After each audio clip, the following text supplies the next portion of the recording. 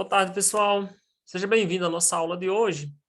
Bom, hoje, quinta-feira, dia 10, né? Nós estamos no nosso terceiro encontro semanal e, dando sequência ao estudo dos contos, nós temos uma sequência didática aí com análise, né, desse gênero textual. E na aula de hoje eu vou trazendo aqui um segundo conto, certo? Vou deixar também a correção das questões que foram trabalhadas na aula de ontem.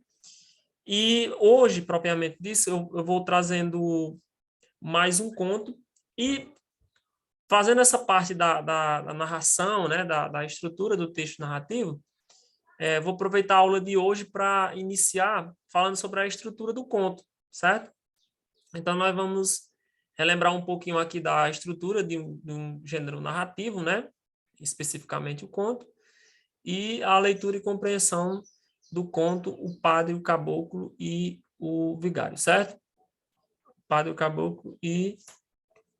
só descer aqui. E o Estudante. Pronto, então assim, o conto ele costuma ser estruturado em partes, né? A introdução, desenvolvimento, clímax e conclusão. Eu costumo chamá-las, que eu acho que fica até mais fácil a gente situar, a situação inicial, conflito, clímax e desfecho, certo? Então, assim, pontuando aqui, a situação inicial é aquele início da narrativa, né? Onde vem apresentando os personagens, o ambiente, é onde você descobre realmente o contexto da narrativa, né? O espaço onde vai ocorrer, é o tempo. Então, vai ter, naquelas primeiros parágrafos do seu texto, né? Qualquer seja o texto narrativo, essa situação dá para você encontrar, né? Saber mais ou menos o que vai acontecer, onde ocorreu, quem são os personagens. Aí, quando há um conflito, quando começa essa mudança, né, de hábito da parte de introdução, a gente chama lá de conflito. Então, o conflito é onde você descobre lá quem vai ser o personagem, o que é que eles irão apresentar, né, quais vai ser essa mudança de tempo que ocorre no conflito. Numa novela seria quando você conhece lá o personagem, só um exemplo mais simples, né? Quando você conhece o personagem, percebe quem é o mocinho, quem é o vilão, o que é que eles vão lutar, se é por uma herança e tal. Então, ali já começa você perceber quais são os conflitos que vão ocorrer naquele determinado momento. Então, no texto narrativo passa por esse sim. O clímax, pessoal, é chamado de momento de maior tensão na narrativa, trazendo novamente para o contexto de uma novela.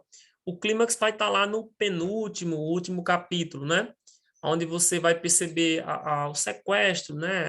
Essa questão, sei lá, aquela partezinha próxima ao final da novela, né? A da resolução. E a parte final, né? É o desfecho. Então, voltando aqui ao que está na tela, né? A situação inicial é o início da narrativa, onde nela podemos descobrir o contexto, né, da narrativa, os personagens, o espaço e o tempo, e quais são as histórias que vai ser narrada, mais ou menos os acontecimentos, certo? Conflito. Apresenta as ações, modificam o estado inicial da narrativa, né, ou seja, aquela mudança que você percebe, um parágrafo na qual vai apresentar uma mudança da narrativa, né? Nós temos aí uma situação, problema, que também chamaram dessa abordagem, né? Que fará com que os personagens agirem para resolvê-lo. Então, você percebe essa mudança aí, né? Clímax. Momento de maior tensão, quando o problema está no auge e as ações tomadas definirão o rumo da história. E o desfecho, como o próprio nome diz, né? É o final da história, a resolução. Quando na novela lá seria os casamentos, né? E os finais felizes ou finais infelizes para o vilão, né? Que a gente espera. Então, o texto narrativo, eu costumo comparar a novela porque já é algo geralmente vivenciado e perceptível, né? Costumo dizer, se a novela você assiste ao primeiro capítulo e conhece os personagens, conhece a situação inicial e também o conflito, você vai assistir o último capítulo, o último e penúltimo capítulo, você não precisou perder seu tempo durante os 6 meses, né?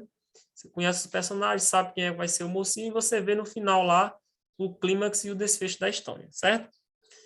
Bom, aí, com base nisso, vamos buscar aqui a leitura do texto. Porém, o que eu coloco aqui em relação à estrutura, quando nós voltarmos presencial, nós vamos dar uma atenção especial, né, ao olhar de alguns gêneros narrativos e também à produção deles, certo?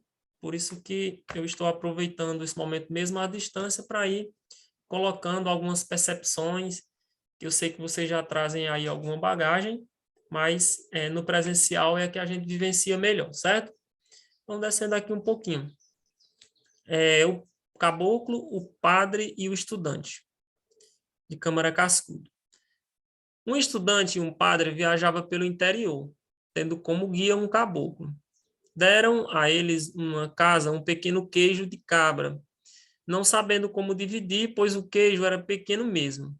O padre resolveu que todos dormissem e o queijo seria daquele que tivesse durante a noite o sonho mais bonito, pensando, claro, em engabelar os outros dois com a sua oratória. Todos aceitaram e foram dormir. À noite, o caboclo acordou, foi ao queijo e comeu. Pela manhã, os três sentaram à mesa para tomar café e cada qual teve que contar o seu sonho.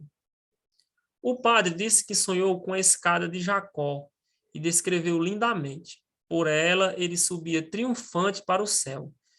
O estudante então contou que sonhara que estar no céu esperando o padre que subia. E o caboclo riu e contou. Sonhei que via seu padre subir na escada e o seu doutor lá no céu, rodeado de amigos. Eu fiquei na terra e gritei, seu doutor, seu padre, o queijo. Aí vós me sei esqueceram o queijo. Então vós me sei responderam lá de longe do céu. Como queijo, caboclo? Como queijo? Nós estamos no céu, não queremos queijo. O sonho foi tão forte que eu pensei que era verdade. Levantei enquanto dormia e comi o queijo. Então, vocês perceberam aqui, dá para a gente, além da compreensão, né? Vocês vão ter cuidado e ler com calma, mas a gente percebe aqui a questão da estrutura, né? Falando um pouquinho da compreensão, a gente percebe que a esperteza não veio daquele que talvez fosse mais estudado, né? Que é no caso do caboclo e o padre, ao invés do estudante e o padre, e sim do caboclo, né? Por ter essa esperteza de, além de comer, contar a história que deu exatamente um final feliz para ele, né? Bom, aí aqui a atividade, pessoal, bem simples.